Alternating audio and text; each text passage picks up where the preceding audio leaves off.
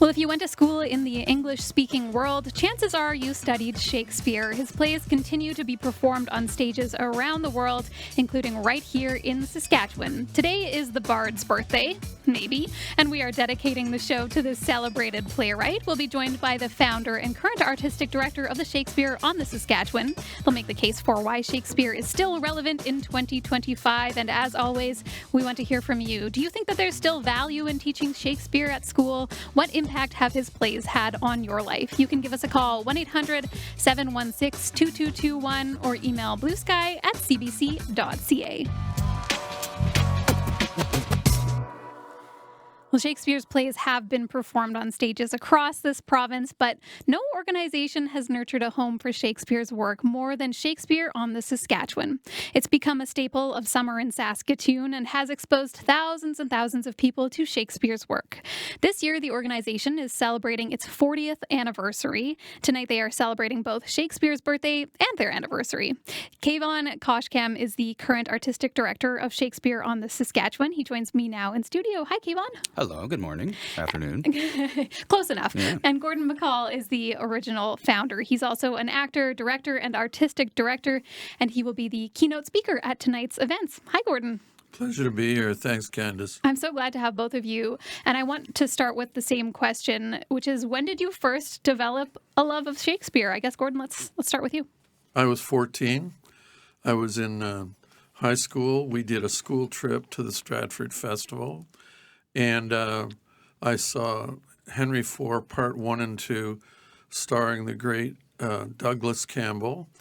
And it lit a fire in me that's never gone out. Wow. It was magical. I did understand the language because they were so eloquent in how they presented it. And it was swashbuckling, and it was romantic and highly spectacular, and that was it. I was hooked. That does sound like an incredible experience. Kayvon, anything that strong drew you to Shakespeare? No, it's a terrible act to follow. Really flexing on me. Mine was probably very similar early days as many people. I struggled through the education system, being exposed to it, and being, reading it versus breathing or living within these plays. So my love of performance and theater was early on, but I hadn't correlated to my passion for Shakespeare until my 20s, when I had my first opportunity to really work and be a part of a Shakespearean company in rep, and living and embodying inside the world, something that's when I had my aha moment of just in love with the tapestry of these plays. Gordon, I guess it probably had something to do with that amazing experience when you were a teenager, but what made you want to start a Shakespeare Festival in Saskatoon? There are a lot of streams that lead toward that decision. And I should mention I'm actually writing a book about the founding called Lunatics, Lovers, and Other Poets, the birth of the Shakespeare on the Saskatchewan Festival. But I'll tell you, it was focused on two things. One was that Shakespeare touches every aspect of humanity in the plays in a way that's so eloquent. Nobody else has been able to come close to it. So I wanted people to share that. I also had two young sons. I still do. And I wanted young people to engage with this early on in a way that felt accessible, immediate, face-to-face, because I had suffered, as many people did, and I don't blame the teachers, but some pretty bad teaching of Shakespeare, I came to realize, and therefore I was prejudiced at times against it. And I thought we can change some of that for the community here. And I wanted to, I guess there's three reasons. I wanted to create a platform for local actors to have a reason to stay in the community, to enhance our culture over a period of years. And that has actually happened, that along with the Saskatoon Soaps. Kayvon, we're talking about the 40th anniversary of Shakespeare on the Saskatchewan. Some people might be listening who don't actually know what it is. So can you maybe paint a picture of Shakespeare on the Saskatchewan for us?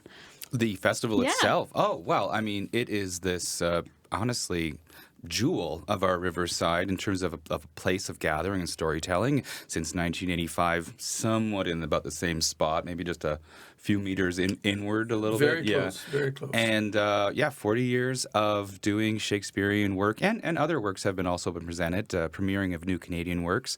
And it's a bedrock for the artistic community without question. And we're also seen as a multi-generational experience and tradition for lots of people in Saskatchewan coming to the tents. In many ways, it represents summer in Saskatchewan. Seeing that tent go up is, we're here. We're coming out of the cold. Summer's coming. There's Shakespeare on Saskatchewan. It's getting put up. But at the core of it, you're doing live theater, and you're doing it in the elements. So we're going to hear the boats, and we're going to hear the people, and the traffic, and the birds, and we're going to have animals come through our stage, and all sorts of fun stuff. How does that add into the experience? I think that it makes... Honestly, as someone who's been a performer in outdoor theater, I love it because it really reminds people of how immediate this is. Many other theaters, when you're put into an indoor soundproof place, you're really trying to deny the natural world around you, and you're being asked to suspend your disbelief and really just try and buy into the story. Outdoor theater does not deny those elements, and you are reminded that you are in a room with other human beings in the moment, sharing something, and that anything could happen. Interesting. Gordon, how has the festival changed over the last 40 years? In some ways it hasn't, I'm thrilled to say. The plays are still being done, local actors are still involved, and the community is still supporting it, so that's wonderful. It's changed its physical nature because we performed in tents, and it's gone to what I would call a modern version of a tent down at the festival site now. So physically it has changed significantly, but not the location. And also, once you're inside the space experiencing the play, it rings very similar to my sensibility as we did all those years ago. And how does it feel to look back on 40 years and to see what it's become? How does it make you feel? Proud. Really proud of everyone involved. It's a wonderful legacy. I couldn't ask for a better legacy in my lifetime.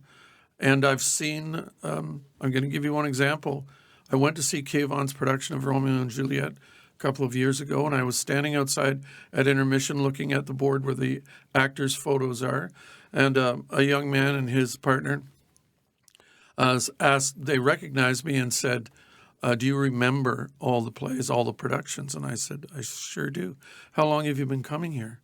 And he said, since I was 5 years old, I saw all your productions. I have not missed a season. So he was in his 40s. And that is a gift to me, that my goal to have that happen for young people to grow up with Shakespeare was answered by that person that day. That's amazing. What an amazing story. Yeah. I'm Candice Lipsky. You're listening to Blue Sky here on CBC Radio 1. Today marks the birth and actually the death day as well of the bard himself, William Shakespeare. This year there is an extra reason to celebrate because it's the 40th anniversary of Shakespeare on the Saskatchewan. So that is what we are talking about today. We're also celebrating the work of William Shakespeare. Of course, we want to hear from you. Have you ever caught a show at Shakespeare on the Saskatchewan? Maybe you have strong memories of learning about the playwright in school. Maybe you're done with Shakespeare. Maybe you are over it. You can tell us about that too. I'd love to hear all of it. 1-800-716-2221 or email bluesky@cbc.ca. We did get an email from Scott who writes, I remember being threatened to fail grade 11 and have to repeat it if I didn't read Hamlet. Great read, no doubt, but I would have rather learned to do taxes or buy a house instead. Maybe I'd have a better life today. You know what? That is fair enough, Scott. I feel like, did I just hear one of you chuckle? Yeah. Do one of you, let's start Kayvon. You want to respond to that? Something that this is such a common life experience, and one that I, to a certain degree, share, and except my life went into the arts, and so I was able to shift that feeling. But even something that David was earlier saying, talking about Old English. Mm-hmm. There's a lot of Shakespeare being put on this throne and this far distant thing that you can't understand or touch, and even giving it this Old English feel makes you say I should do an accent, and B, it's archaic. It's a different language. You don't say English, you say Shakespearean, even though it's English. Something that was shared with me by an educator that I really loved, I hung on to in my training, was when you were 10, are you older you or younger you? Oh gosh, yeah, younger, I guess. You're younger, you. Yeah. You're youthful. You have lots of Sure. ideas and energy. So when Shakespeare is writing, he's using English in its youngest form. And so we speak broken down Old English that has lost all its vivacity and the jazz of it all. So we actually speak Old English. They were using New English. And to the point that he's inventing words as they go, and everyone went, sure. Just like as a kid does, you sing a song, you make up ideas. You don't ask whether it's allowed or fits or follows rules. You're just like, that's what I felt like doing, so I invented it. So that's that. I think it takes a barrier down of saying ye old English versus saying, no, that was like Miles Davis era of English language. And English that we still use today. I know he coined many a term. So many words, so many phrases. The other thing that I also, from education point of view, and I'm glad Gord mentioned this, like it is not at the disparity of teachers. It is like they are doing their best. It is difficult stuff, but I've often compared it to imagine teaching an art class where you don't use paintings as examples and you're not allowed to use colors. You're just going to describe paintings and see if it evokes the same reaction in a person. So yeah, today we're studying this a painting about a flower in a pot. So the pot looks like this, and the flower's red. I can't show you red, but, red. Sure. That's like trying to explore theater without it being lived, without it being breathed. It was never meant to be read like that. That is a very good description. I think you are hitting the nail on the head there. Gordon, I know you're itching to respond. To jump in. I totally support everything Kayvon said, by the way, but do you know that... Shakespeare, the King James Bible, 8,000 words. An educated person, 17,000 words in their vocabulary. Shakespeare, 34,000 words. Hang on to that thought. The next thing is that he invented 1,700 words. Those words, a lot of them are still in our vocabulary. That's why I never think of Shakespeare as old or Old English, because he is omnipresent, and it's important that we know that with the English language. I'm going to give you a couple of those words. I was just about to ask if you have some examples. Yeah, I do. And here's a phrase, by the way, that he invented: "To thine own self be true." That's directly from Shakespeare.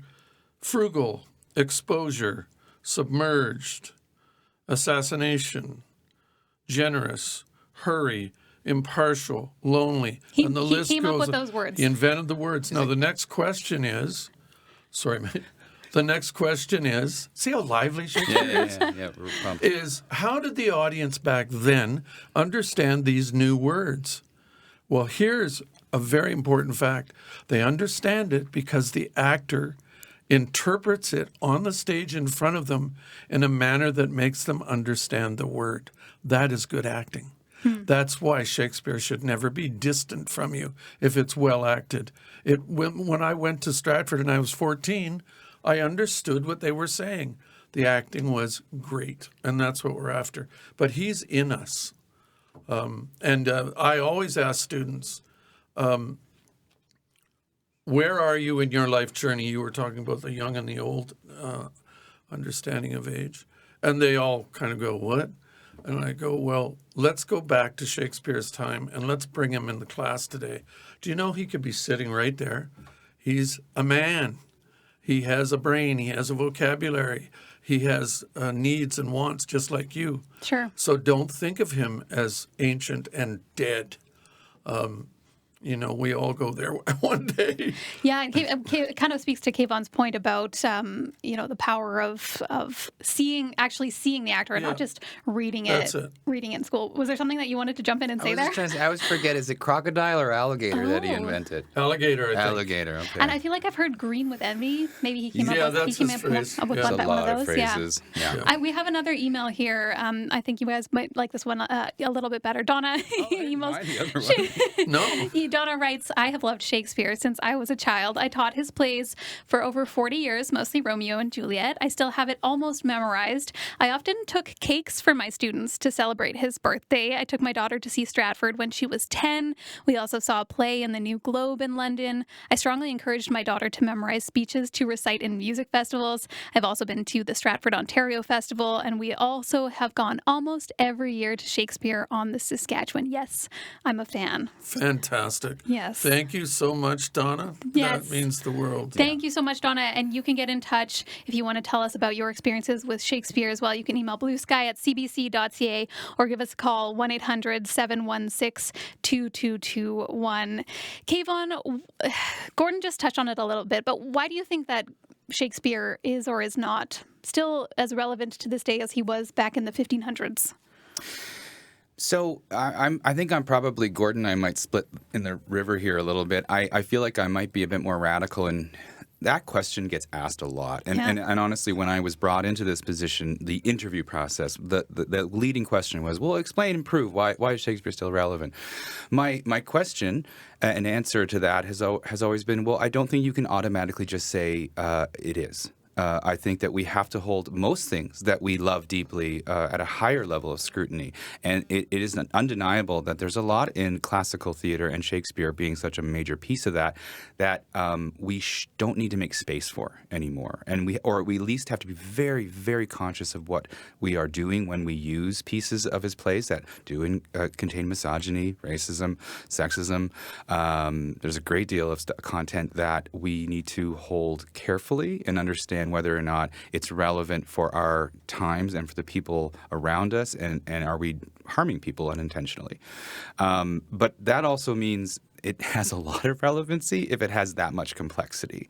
There's a lot of other theater and arts that you don't really question that there's a field of options even within one play that I have to contend with, or I have to think about how it, impacts people around me in my world today. Shakespeare has that possibility. It's so dense with so many themes and stories and lived journeys. So in that, I suppose it's relevant because it contains so much. It's impossible for it not to have some relevancy. But you have to contend with it. I think you'd be very conscious about what you're doing with them. Yeah, I am forced to think a little bit about what it would be like to be a grade 11 student who's coming from a different country and your first language isn't English, and you're having to learn this. It's the same language, but it is challenging. Is that something that you kind of think about as well? Well, I mean, without question, I don't think that we can presume to say that he is the world's bard. Yeah. He is, without question, one of the most translated and produced and told. But, I mean, as an Iranian person, when I look at my father's side of my father's family, Hafez is our bard. And so that automatically saying to anybody, well, no, Shakespeare's your bard. That's who you should go to. It's greatest writer of all time. And he is one of the greatest dramatists, sure. But it does not mean that there are not other voices and that there are not other brilliant perspectives and brilliant writers out there that we also should hold space for and contend with Shakespeare. Let them work off of each other. We do have a caller on the line right now. Fraser is in North Battleford. Do you have any Shakespeare memories, Fraser? Sorry, just a sec. I sure do. I mean, we go into Shakespeare on the Saskatchewan every year, and we just enjoy it so much. We've done that for many, many years. I don't think since the beginning, but for a very long time. And we really, really have enjoyed the plays that are being presented around Shakespeare. Things like Iago Speaks and The Dark Lady and Shakespeare's Will in recent years. And I just love those plays. We've seen a lot of the plays like Romeo and Juliet and others, that are commonly produced many times. And we sometimes miss those, but we always try to catch the other ones. And we go every year to Stratford Festival and also to a degree to the Shaw Festival. It's sort of an annual thing because we go down and visit family, and we just love seeing Tom Rooney. We just try to catch everything that he does because he's just one of our favorite actors from back in the day in both Shakespeare in the Saskatchewan and Persephone. So it's always great to see him. And of course, Sky Brandon was in Stratford Festival for some time as well. So. But I just want to say how much we appreciate it. It's a part of our summer every year. Always look forward to being in that space, and we go regularly to Persephone every year as well, like as season holders. So we enjoy theater in Saskatoon a lot. It's a great part of our cultural life. Amazing. Fraser, thank you so much for telling us a little bit about that. And I should mention we did try to speak with Tom Rooney on the show today, but he happens to be in rehearsals this afternoon, so he's a busy man. Well, we do have several. Well, we are very much looking forward to seeing Tom Rooney in Macbeth in Robert Lepage's production of Macbeth, and I think anyone who has a chance to get down there and see it'll be a great thing. Fraser, but in did the meantime, you see our? Before that, Well, yeah. Go sorry, ahead. this is Gord. Fraser, did you happen to see our bilingual Romeo and Juliet with Rooney in it? Yes, yeah, I think so. I believe so. What year was that produced? 1989 and 1990. I think so. I believe so. There's just been so many amazing productions, and thank you so much for starting it all, and thank you, Kayvon, for continuing the tradition, and I really appreciate it. So thanks so much. Well, if you did go to school in the English-speaking world, I mentioned earlier, there is a good chance that you studied Shakespeare because his plays continue to be performed on stages all around the world and right here at home at the Shakespeare on the Saskatchewan. We are talking about the 40th anniversary today. We're also celebrating the playwright. We'd love to hear from you as well. What impact have his plays had on your life? Do you think there's still value in teaching Shakespeare at school? You can give us a call, 1-800-716-2221, or email bluesky@cbc.ca. I do want to bring in another guest right now. He took a look at classic Shakespearean comedy and gave it a modern queer twist. He had a lot of fun doing it. In February, Saskatoon's independent theater company, Never Never Shakespeare, presented 12th Night. Bob Wicks is the creative director of Never Never Shakespeare, and he's on the line right now. Hi, Bob. How are you doing? I'm doing well. Thanks for being here. I want to start off with the name. Why Never Never Shakespeare? It was sort of a playful jab at like the things that we shouldn't be doing, or the double negative of it, or the compounding of it, along with the evoking of the never never land, that imaginative thing. So it was like, gave us a lot of, if we wanted to do something different than Shakespeare, well, then we could, because we said we would never never do it, or we would never never do Shakespeare and only do Shakespeare. So it kind of gave us flexibility and a little playfulness and language in the name as well. When were you first exposed to Shakespeare, Bob? Oh, goodness. It was high school we did. I was cast in a production of Much Ado About Nothing, and I was such a nervous young lad that I decided to leave the production before rehearsal started, because I was losing sleep at night as a teenager, and I probably should never be on stage. It wasn't the life for me. And then a couple of years later, got cast in Merchant of Venice, and if myself then could see myself now, that I'm every day living and breathing this Shakespeare habit of mine, but sleeping better at night. What made you want to retrofit his work? I know you've done a few plays now with Never Never Shakespeare. What makes you want to I guess, adapt? Well, it's in that, and I people take umbrage to the word adapt, and what is an adaptation, or is what we're doing an adaptation, and I have no idea.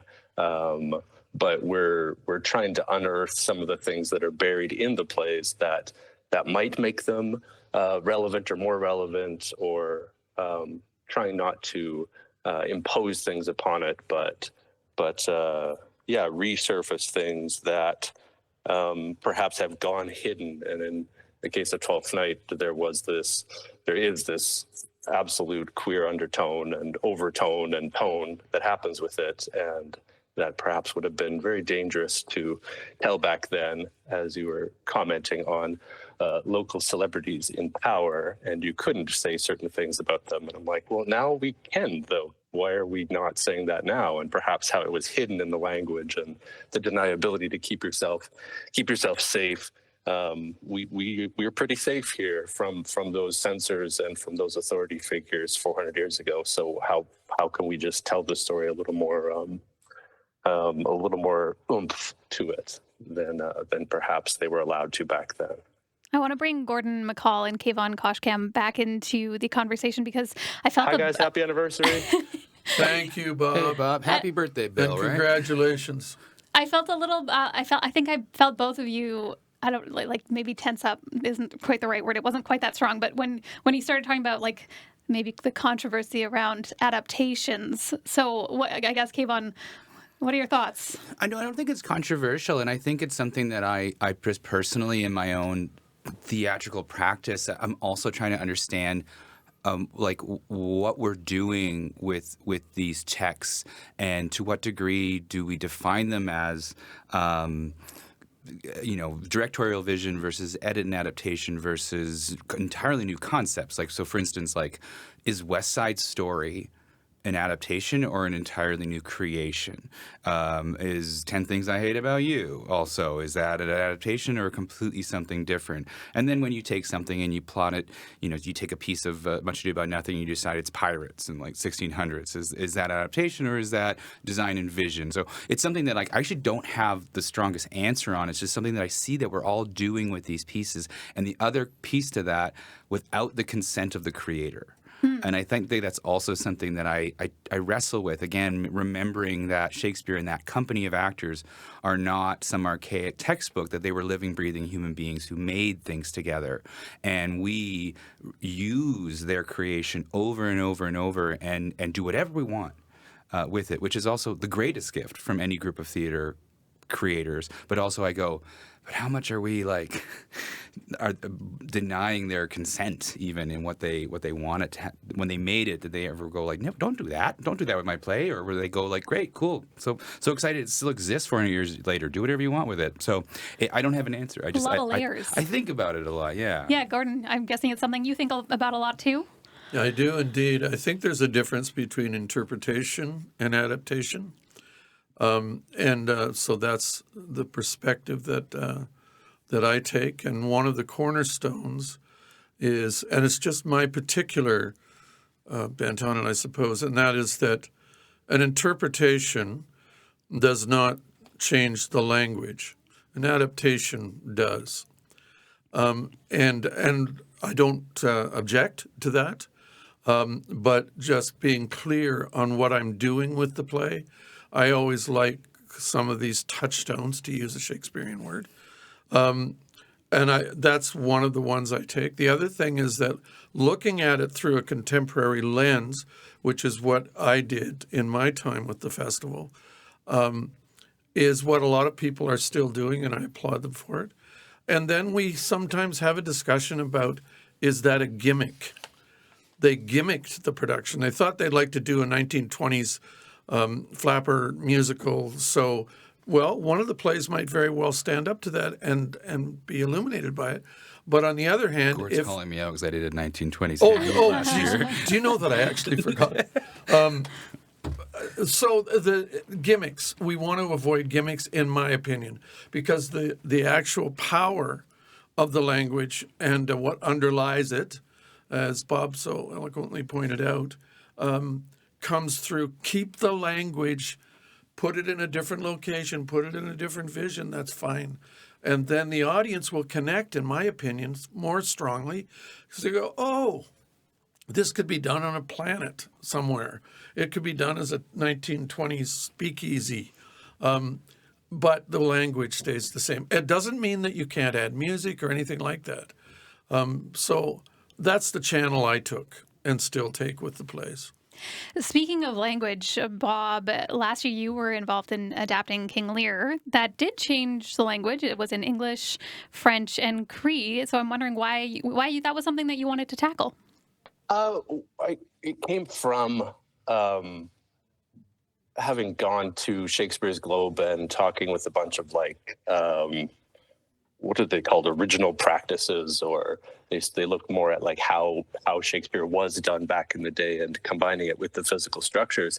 And there was this really language being used as inclusion and exclusionary, that you could kind of make fun of one group of people without them knowing if you spoke the other type of people's language, or in the class system, or use root words that were more Germanic and less, I don't know, Anglo-Saxon or something like that, and people wouldn't understand it. So we decided what would be kind of our version here in this part of the world, and what that would be like. We thought everybody and their relationship between those three languages would have a very different version of the show, based on what they understood and what they didn't, and having the experience of that I've been told a lot of everybody needs to understand every single word, and I'm like, I don't really know that that's true or even possible. Everybody has different experiences with language growing up, so we said, let's just push that kind of further into the room and have these three languages represented on stage with no subtitles, no surtitles, and see what kind of opportunities and fun that it presented for us. And it was, a 3-year process doing the translating before it got brought on stage. We learned a lot from it. And how did it go over? Well, I was going to add, though, I was going to say that your earlier question about relevancy, I would say that their Lear, the trilingual Lear, is one of the most relevant steps forward in Shakespearean work I've witnessed. In what sense? In pushing it forward as something for people in the immediate area. That to have people who speak Cree be able to come to that show and felt seen, heard, and to understand the language in a way that they don't get to experience more often in classical theater, and not to mention to give non-Cree or French speakers the same understanding of, this is what this feels like to be left out of a conversation, and it's to carry forward. So I applaud that step forward with using that text in that way for the communities that are present. Bob, it sounds like a wonderful adaptation, and that's all I was saying, is that's an adaptation. Brilliant. They can be brilliant. And the others could be termed perhaps interpretation of the language as it is. But were you aware, Candace, that when we did the bilingual Romeo and Juliet, no surtitles, no subtitles, all of the French, Juliet's family spoke in French. When they were together with the Anglophones, they spoke both, as happens in Quebec. Most Anglophones west of Quebec don't speak French. And so the Montague family spoke English only. And I was asked before we opened, I said, this won't work. How can it work? We don't speak French. There's no... And I said, yeah, but you're going to get the story very clearly. You know some of the touchstones of the play already. And it was the biggest hit in the history of the festival to that point, and there was no subtitles. So the story, the characters, they actually travel. It's something about, this is sort of a little bit of a tangent. It was about the prevalence of Shakespeare and it being like in our zeitgeist. When we did Romeo and Juliet 2 seasons ago, one of the things I was going and visiting classrooms, I was talking to folks, and what I thought was really interesting was so many people will say, I don't know what they're saying up there. And I go, okay, that's fair. I mean, well, it's a different kind of hearing, and it's a lot of words we don't use anymore. But I would go, just tell me the story of Romeo and Juliet. And like 80 to 85% of people can take you through every narrative point. Why do we all know it so well that you could sit there and I know what they're going through. I know what they're experiencing. It's such a common. It's almost our part of our like fable work now. They're a part of our myths. We just understand the narratives, even if we don't connect entirely with the language every time. It's so clear to me that all three of you are obviously big fans of Shakespeare, but I can imagine that there's someone out there listening who is like rolling their eyes and saying like that it wasn't for me. So is there something that could be done to make Shakespeare and his plays more relevant? Bob, do you want to answer that? For me, it's Kayvon was talking earlier about the racism and misogyny that's in these works, and probably everything that was written around that time, and it's like acknowledging that and changing it. But I go, cool. So if we know that it that saying this in front of people hurts people, or saying this behind people's back hurts people, then just don't say it. Just change it. I mean, it's not everything good has to be white and everything bad has to be black, or, everything feminine has to be changeable and untrustworthy, and everything masculine needs to be firm and just. Like, we can change it, and it's those stories that prevail. Like, we could still tell the story without that one example of this. We can change the language a little bit like that, and keep Shakespeare and that company and those works as collaborators, instead of as a prescriptive way that we need to do it this way every time. It's like they couldn't have, I don't know that they were reading it so that it could be done 400 years later. They might have done it differently. I mean, they changed it in the 6 or 8 or 12 years that they had first performed it to when they had next performed it or last performed it. And then they had to put a version down on paper. It's like, it's like watching, Video Killed the Radio Star. It's like changing it in form. It's putting music on a screen instead of listening to it, or taking that music video away and being like, well, it's just not the same without the visuals. It's like, like with the art class example, it's like reading a classical score or hearing the music. And it's like, right now we're just given the score, but let's just return it back into the music and read it and add our own the here and now to it. I do want to take a moment to read a few emails. You are listening to Blue Sky here on CBC Radio 1. We are talking all about Shakespeare today. And Robert sent us an email that said, "We love Shakespeare on the Saskatchewan, forsooth. His plays never become ancient because there's such a happy and overbrimming weight of impressions to be gained from them. I can readily observe any of his plays on, and partake something novel upon each incident. I especially love the sense of connection to his time and place long before mechanization wrought its several ills upon our fraught society. My great gratitude to Shakespeare on the Saskatchewan for many wondrous memories created with family and friends therein." Robert, that was a little tricky to read, but I actually love that so much. So thank you so much for your email. We also got another one from Mike who said, "I'm hoping you'll take a moment to remember Henry Wolfe, who was, of course, artistic director of Shakespeare on the Saskatchewan for a decade and a brilliant actor. Henry was a great friend of mine and is dearly missed." Thanks so much for your email, Mike and Robert, and you can get in touch as well, bluesky@cbc.ca. Henry will always be remembered. In fact, I'll be talking about him tonight. He succeeded me at the festival. I did want to mention one thing. In terms of what Bob was talking about. Mm-hmm. When we did The Tempest, we set it on a planet, an outer space, because there were no islands left in the world undiscovered. It takes place on an island. We dug tunnels under the ground, and we put in a little grotto, a little pool. And at one point, and the set was all red shale. And at one point, Prospero turns to Caliban, who you haven't seen yet, and commands him to enter. And Blaine Hart, playing Caliban, exploded from under the water. We had a diving bell created under the ground. Wow. And there was a photo that's still going around of a child about 5 years old as Blaine exploded with his arms up and water cascading. Behind him was his 5-year-old child in ecstasy, jumping up with him. Well, that's Shakespeare. That came about because of Shakespeare. So always remember the power of the presentation itself. And if I may just add to that, because I think that question got all of us, our brains ticking. And one of the things that, again, contending with the sense of classism with Shakespeare and superiority, if someone out there, you've tried, you were taught it, you've seen professional shows, and you say it's not for me, it's okay.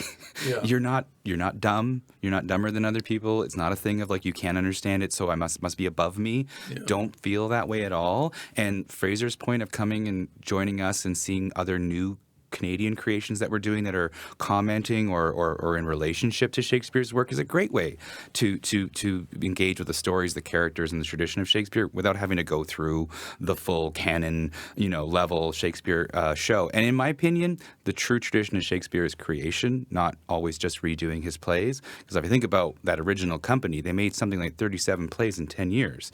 They were a new play creation company. So to be the true spirit of Shakespeare is to make things new. I appreciate you saying that. We're going to go to a caller right now. Maria is in Swift Current. What are your thoughts, Maria, on what you're hearing? Well, I know they talked about we could modifying it to take out, they said, misogyny and whatnot. But it's interesting, this Shakespeare, I believe it was Shakespeare who said, nothing's good nor bad, only thinking that makes it so.